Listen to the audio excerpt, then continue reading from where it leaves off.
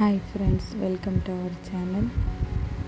மிளகு செய்யும் மந்திரம் என்னென்னு பார்க்கலாமா? முதலில் நெஞ்சு சளி மற்றும் ஆஸ்துமா. நெஞ்சு சளி, ஜலதோஷம், நுரையீரல் மற்றும் செரிமான மண்டல உறுப்புகளில் செயல்திறனை கூட்டும் பங்கு மிளகுக்கு உண்டு.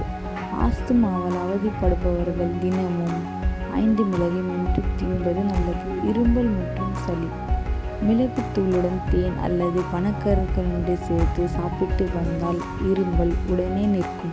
10 துளசி இலைகளுடன் 5 மிளகு 200 மில்லி தண்ணீர் சேர்த்து கொதிக்க வைத்து குடித்து வந்தால் நெஞ்சு சளி கட்டுதல் நீங்கும்.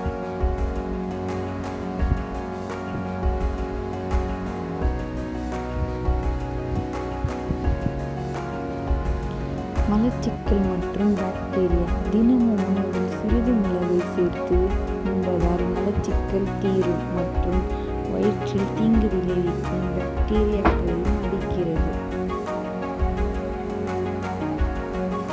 சொத்தைப்பல் மற்றும் துர்நாற்றம், சொத்தைப்பல் போன்ற பிரச்சனைகளுக்கு மிளகு தூளுடன் உப்பு சேர்த்து பல் துலக்கி வந்தால் சொத்தைப்பல் போன்ற பிரச்சனைகள் எளிதில் குணமாக்குகிறது. மற்றும் தேன் கலந்து சாப்பிட்டு வந்தால் வறுத்து இருந்தும் குணமாகும்.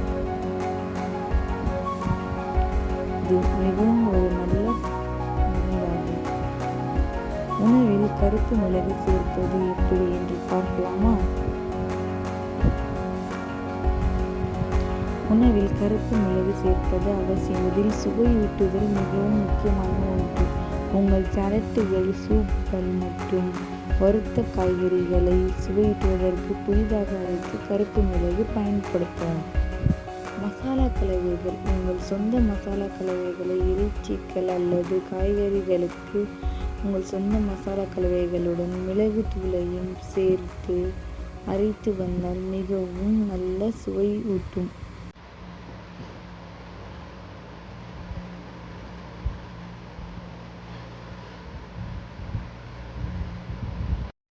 கொழுப்புக்கரையை மற்றும் முகப்பரு நீங்க தயிரில் கருப்பு மிளகு மற்றும் கருப்பு உப்பு கலந்து சாப்பிடும்போது இது உங்கள் சேமிக்கப்பட்ட கொழுப்பை விரைவாக குறைக்க உதவுகிறது மற்றும் தோல் தொற்று போன்ற நோய்களையும் குணமாக்கும். முகப்பருக்களையும் நீக்குகிறது. இது மனசோர்வையும் போக்கவும் உதவுகிறது.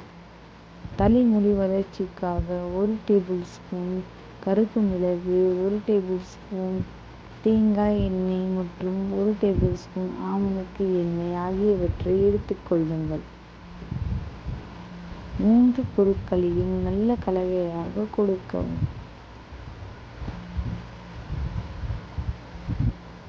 நல்ல கலந்த பின்பு இப்போது இந்த கலவையை உங்கள் உச்சம் தலையில் தடவி 2 நிமிடங்கள் மெதுவாக மசாஜ் செய்யவும்.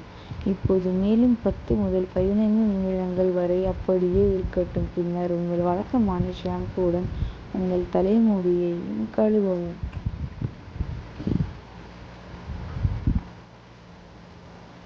நன்றாக கழுகிய பிறகு உங்கள் தலைமுடி வளர்ச்சியை நீங்களே பார்ப்பீர்கள். நல்ல பலனளிக்கும். இவ்வளவு பயன்களை கொண்ட இந்த அற்புதமான மிளகை நாம் தினமும் பயன்படுத்த வேண்டும் ஃப்ரெண்ட்ஸ். தேங்க்ஸ் ஃபார் வாட்சிங் friends. Please like, share, subscribe பண்ணுங்க ஃப்ரெண்ட்ஸ். பாய்.